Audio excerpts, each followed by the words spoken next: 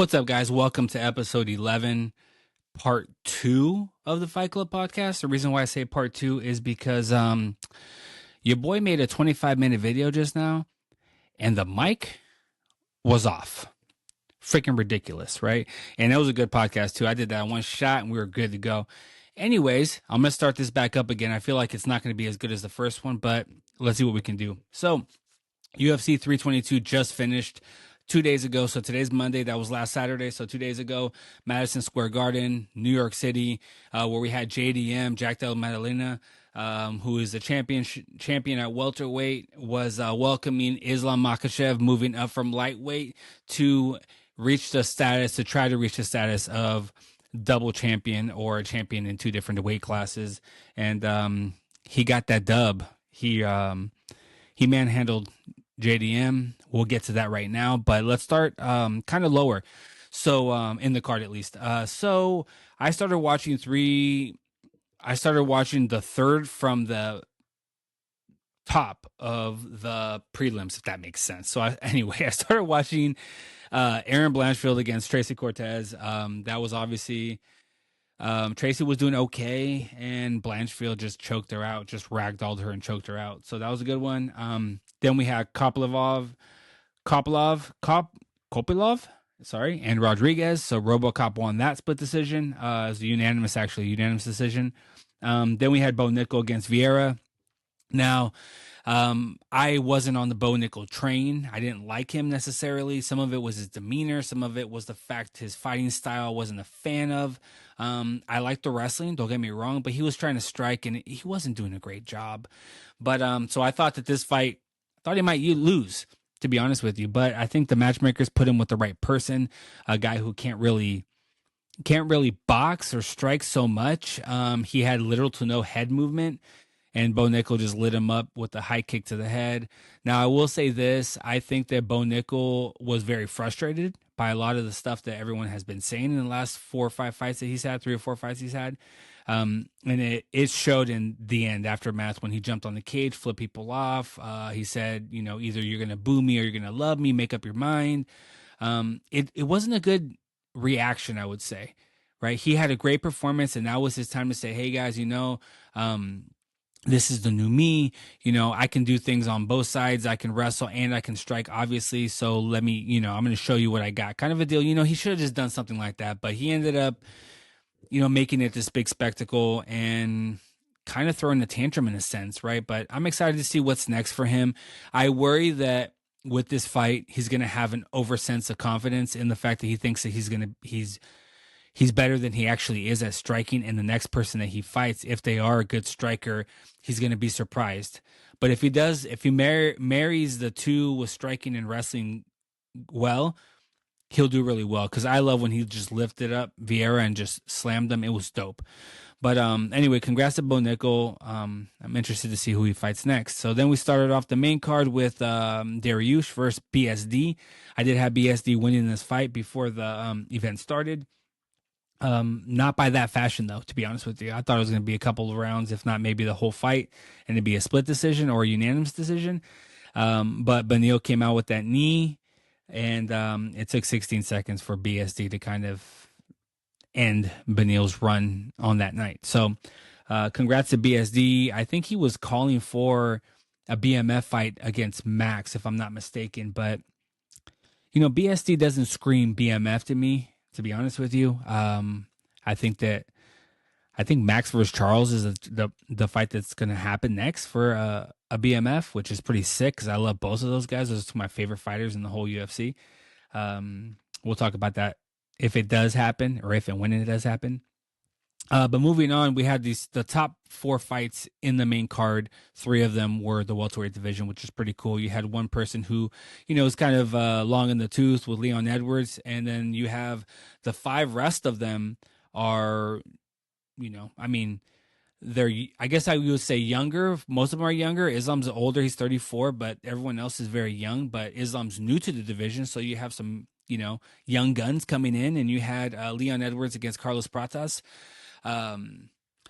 Carlos Prachas.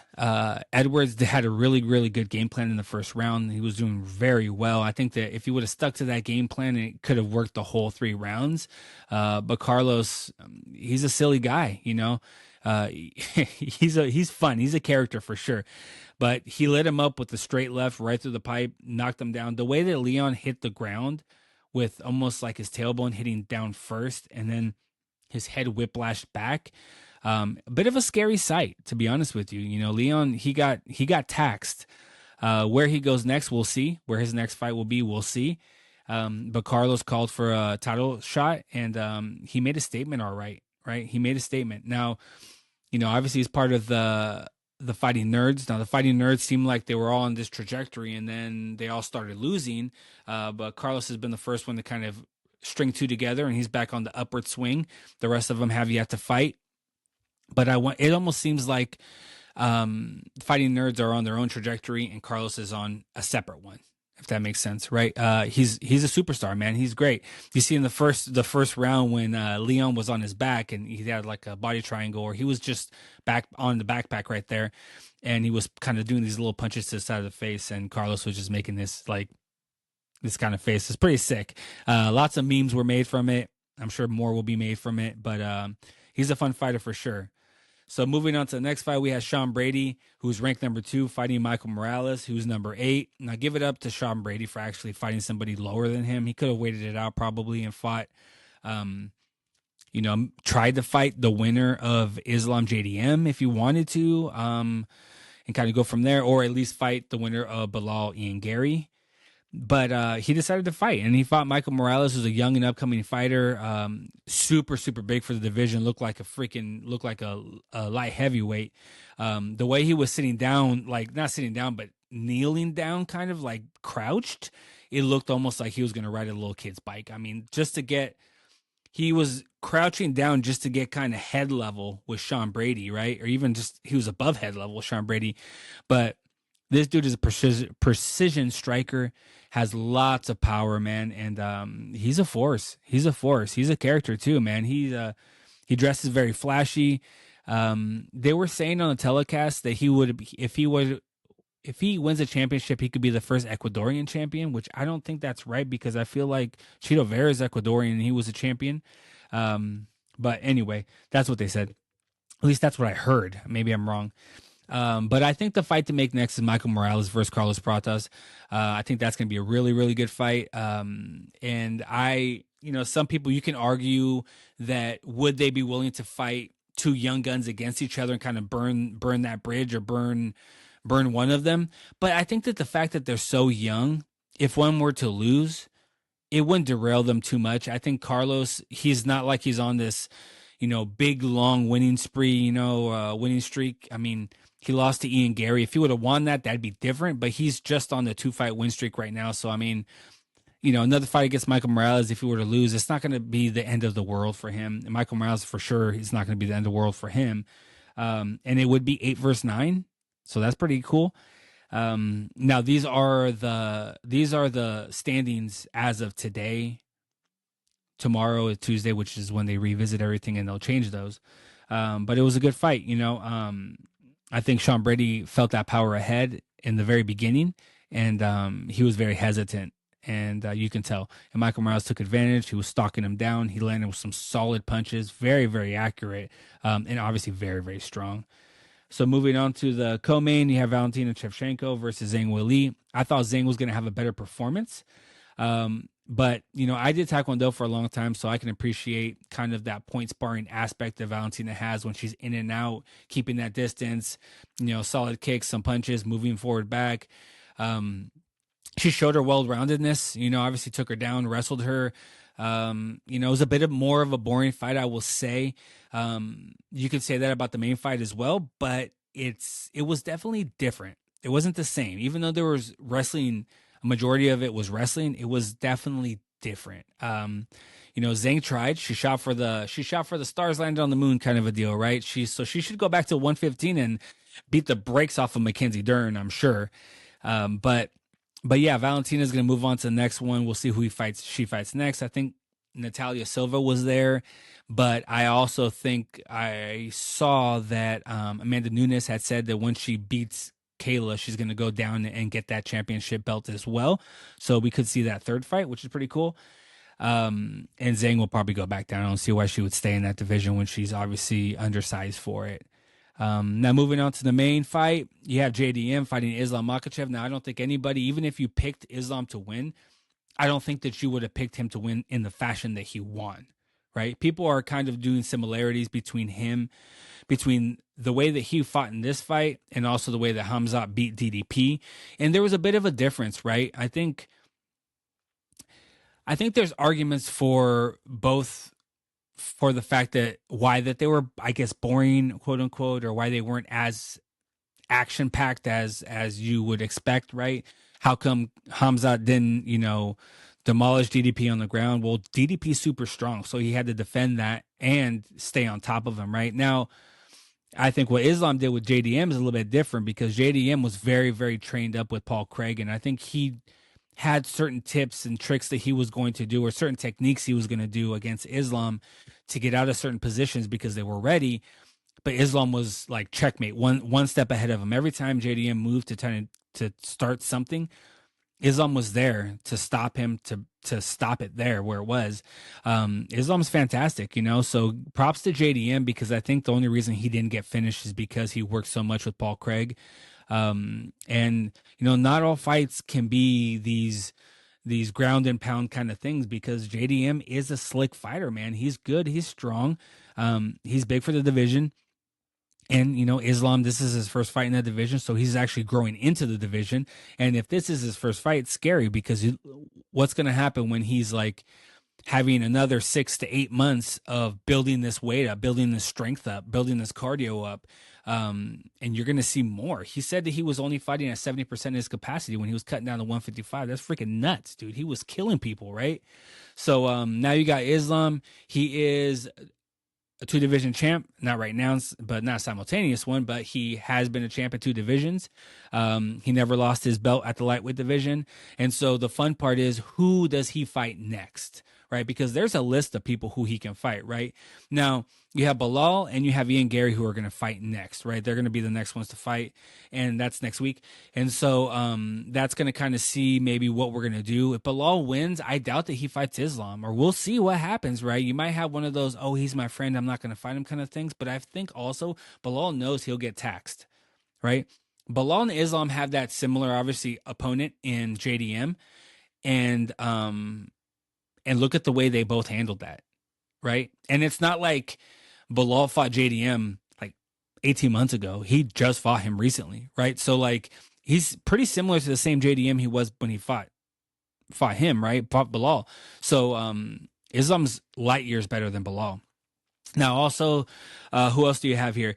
You have Sean Brady, who lost. You have Leon Edwards, who lost, right? You have Shavkat, who has been off because he's been hurt. So it's going to be a while until he kind of gets back. And he says he's, the real challenge in the division, but we'll see. Who knows with him? Who knows what's going to happen? He's been through a lot.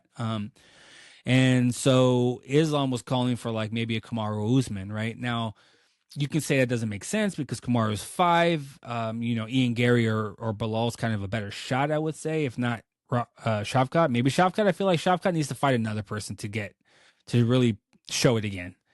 But Kamaru Usman is a wrestler, American wrestler. He's really, really good. He's kind of on this second wind of his career, and I think it might be more of a challenge for Islam. But I feel like he beats the brakes off of Kamaru. Also, I think he beats everybody in that division, to be honest with you. But it's fun. But then you have always you have Ilya. Ilya's in the background. Now I will tell you this: Islam's not going to go down to 155. That he won't. He has such a good. Let me take these off because of the glare. He has such a good feeling, and the way that he was talking about his weight and how he felt at 170. It doesn't show me any signs that he's going to go back down to 155 to fight Ilya. So Ilya would have to go up. Now, this is the question. The UFC now doesn't let people move up in weight and take their belt. So they have to relinquish the belt. So what's going to happen? Is Ilya going to move up to fight Islam at 170, leave that belt, then who's going to fight for it? The winner of Arman and Hooker against maybe like Justin Gaethje, who or Patty, who fights for the belt if that's the case? That's going to leave the lightweight division in kind of a weird spot, I think. Or maybe they let him do it as a one and done kind of a thing, but what happens there? What happens if Ilya wins, which he won't? What happens if Ilya wins and then he's going to go back down to lightweight? Then all of a sudden you got, the welterweight division in kind of a weird spot too, because they're going to fight for who's the champion there, right? It kind of doesn't really make sense. And also you have, if Islam went down to 155 to fight Ilya, I think that'd be a better fight. I think Islam still wins. But if you have Ilya moving up to 170, that's a totally different fight. I think Islam wipes the floor with Ilya, right? Ilya is this generation's Conor McGregor, right? And it's just interesting because if they were to fight, I'd be interested to find out how the tension, I feel like we'd get similar tension that we did with Conor and Khabib. It'd be very, very similar. So I'd be very interested to see. They could sell the hell out of the fight, obviously, but like just the fact that he's antagonizing so much, I'd like to see what happens, but I don't think that it will happen. Now I can see Islam fighting on the White House card. I can see him fighting Ian Gary on the White House card, to be honest with you. I can see John Jones and Alex. And so you have those two fights, the main and the co-main, and take my money, I'm watching it, right? I was excited also that this was the last fight I'm going to have to pay for in pay-per-view. I think the rest of the cards are all, maybe not the Peter Yan fight, but all the other fights are fight nights, I think.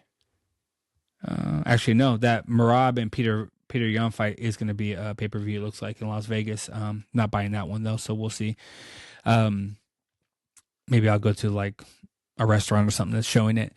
But anyway, it's pretty interesting to see what Islam's going to do next. It's fun. It's exciting. You have up-and-comers. It's pretty cool, right? And then so now the rest of the year, we're going to end the year on an Apex card, which it's going to be really, really interesting. But I think that you have Brandon Royval against Manel Kape is going to be the main card, the main fight on that last card of the year, the Apex card. And we'll see how it goes. I'm excited for 2026. We'll see what Paramount has for us. I'm not a fan of ESPN. The app sucks.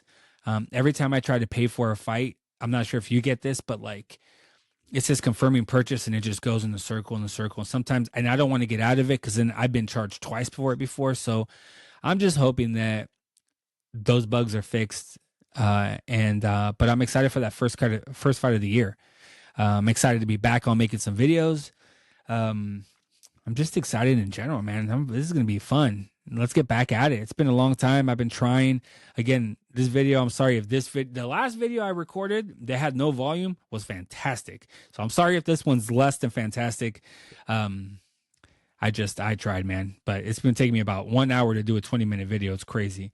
But lastly, let's talk about this fight that broke out, in the stands during this event.